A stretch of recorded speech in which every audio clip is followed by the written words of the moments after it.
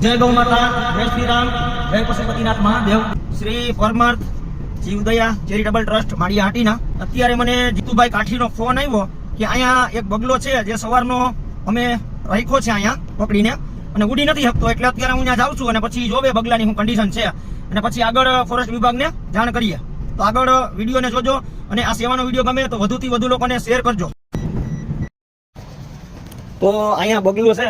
ક્યાં ભાઈ જીતુભાઈ કાઠી? ક્યાં જીતુભાઈ જમવા ગયા? વિશાલભાઈ જમવા ગયા ને? હતો આપણે આમાં બોક્સમાં રાખ્યો ને.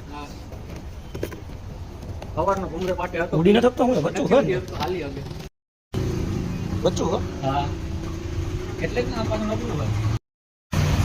તો અત્યારે બગલાનું રેસ્ક્યુ કરી અને માળિયા હાટીના ફોરેસ્ટ વિભાગને કોન્ટેક્ટ કરેલો છે કે જેથી કરી આને વધુ સારવાર માટે સીમારન હોસ્પિટલ પહોંચાડે.